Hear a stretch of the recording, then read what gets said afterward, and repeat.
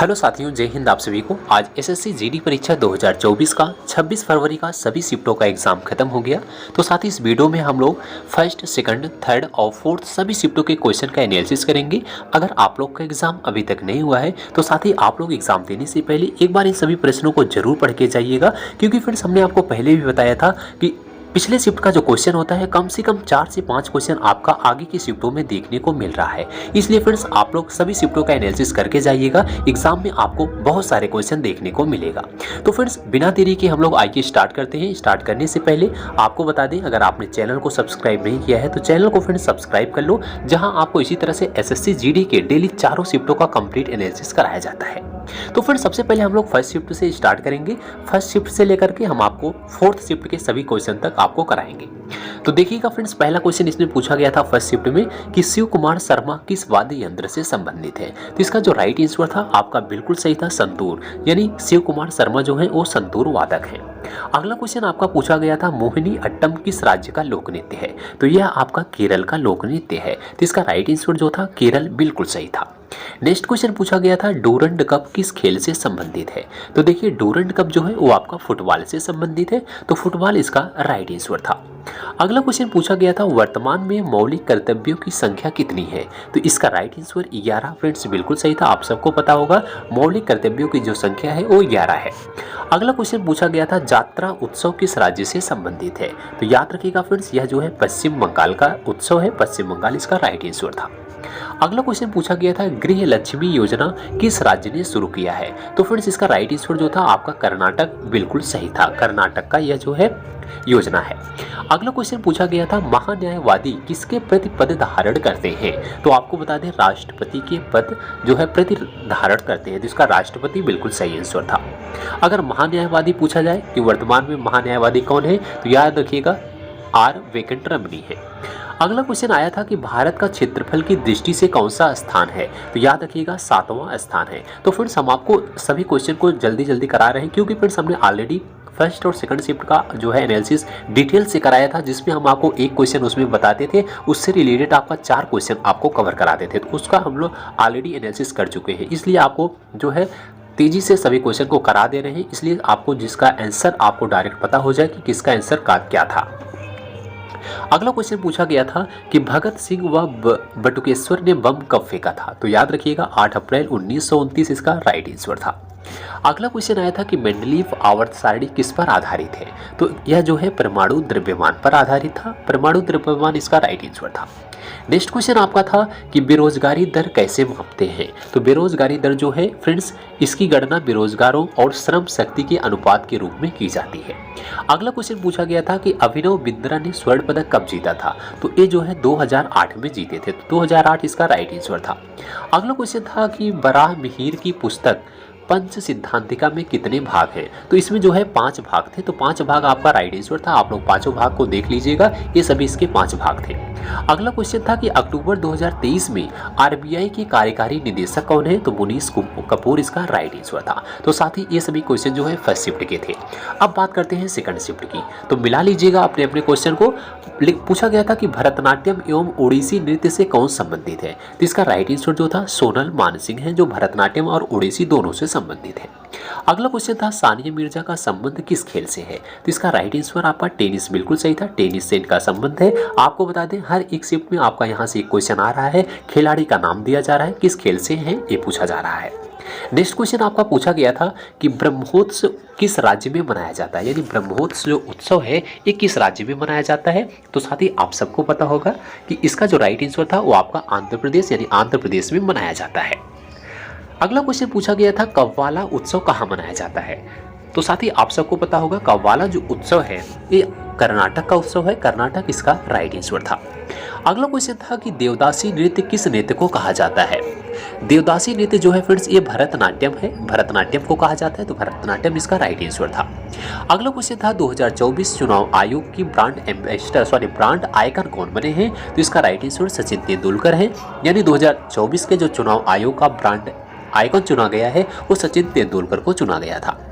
अगला क्वेश्चन पूछा गया था जनगणना 2011 के अनुसार सर्वाधिक साक्षरता किस राज्य की है? तो आप सबको पता होगा केरल की है। कितनी है? 96.2%।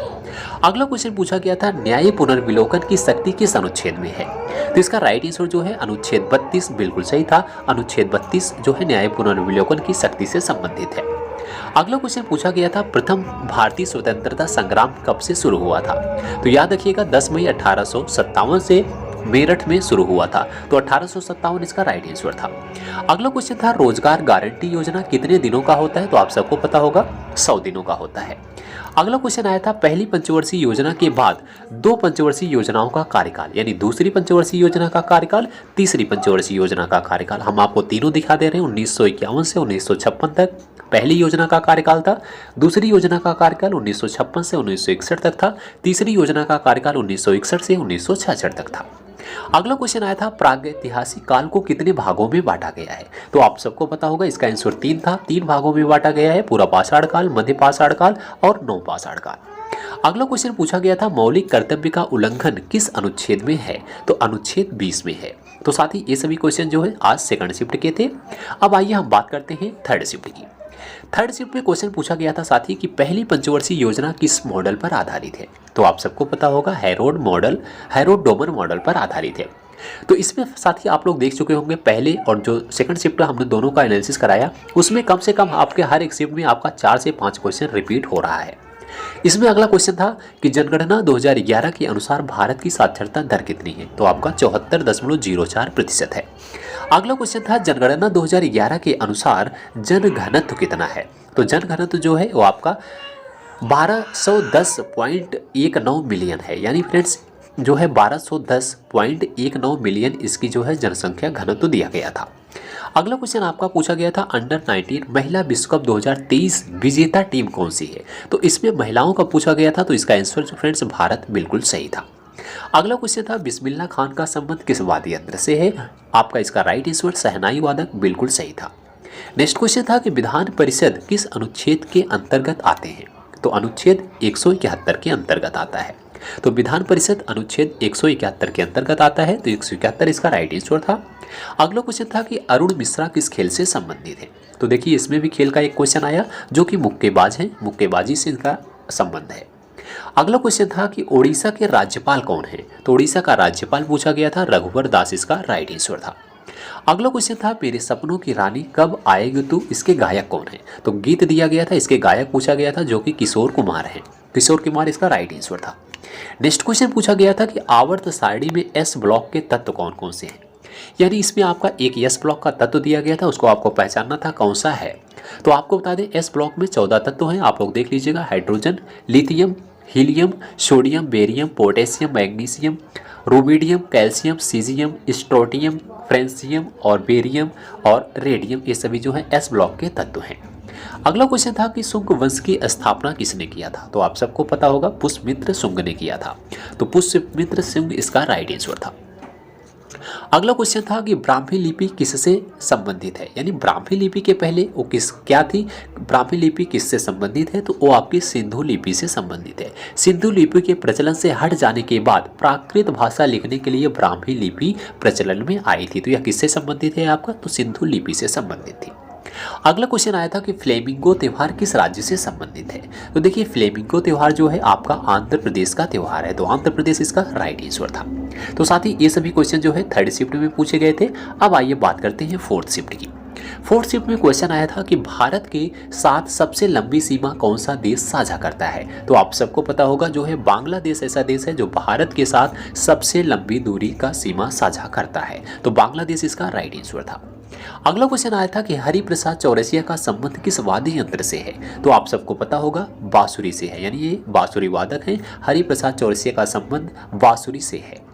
अगला क्वेश्चन आया था कि हॉकी विश्व कप 1971 किसने जीता था? यानी जो हॉकी विश्व कप हुआ था 1971 में वो किस टीम ने जीता था, किस देश ने जीता था? तो पाकिस्तान ने जीता था। तो याद रखिएगा इसका आंसर पाकिस्तान था। अगर 1975 की बात करें, 1975 में किसने जीता था? तो भारत ने जीता था।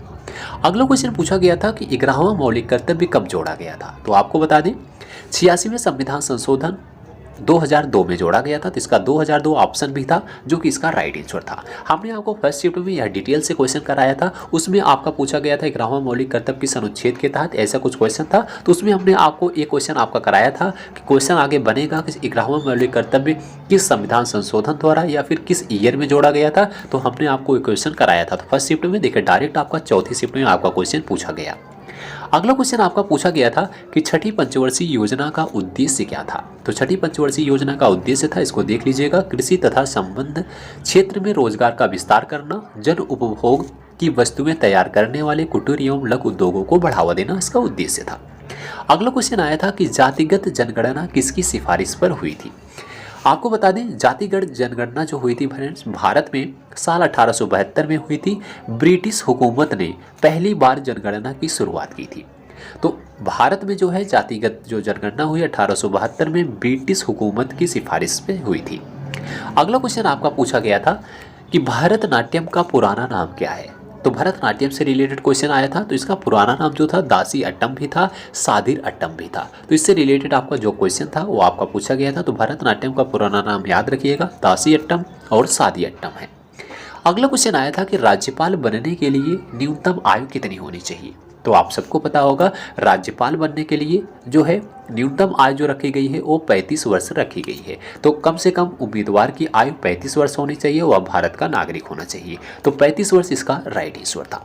तो साथ ही ये सभी क्वेश्चन जो है आज चारों शिफ्टों में पूछे गए थे। जो जो क्वेश्चन हमें प्राप्त हुए हमने आपको सभी क्वेश्चन को बताने का प्रयास किया।